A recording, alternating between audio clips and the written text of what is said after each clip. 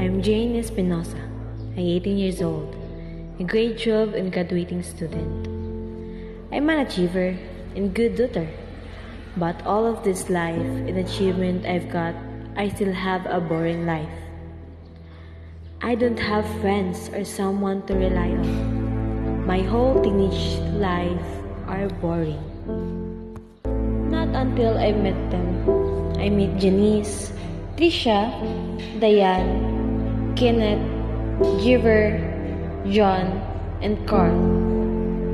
They always there for me. They make me happy.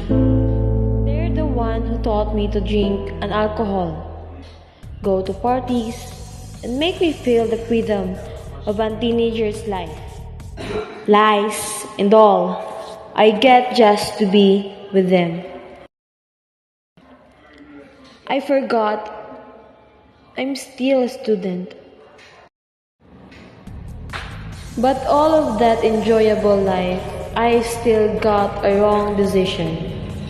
One midnight, we had a drink and Janice, Trisha, Diane, and everyone except Kenneth excused themselves for a minute. But that time, I'm so very drunk and don't know what to do. Kenneth stand up and sit at my side. He pulled me up and bring me to some place that I don't know where. I just wake up with a messy hair and out of clothes and no one beside me.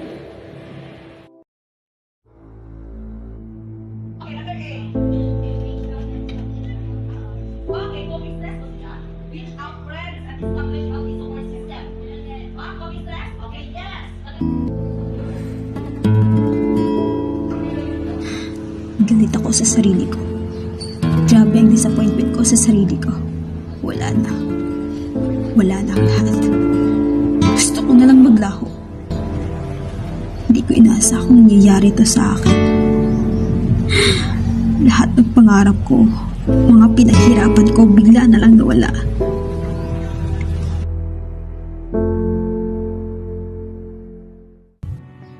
Akala ko wala nang sisay ang buhay ko. Pero nung makita kong anak ko, biglang bumalik ang lahat ng sigla. Alam kong malaking kasalanan ang nagawa ko. Ngunit sa puntong ito, di ko na dagdagdagan pa. Babawi ako. Babawi ako para sa magiging anak ko. Magtatapos ako ng pag-aaral at papalakin ko ang anak ko.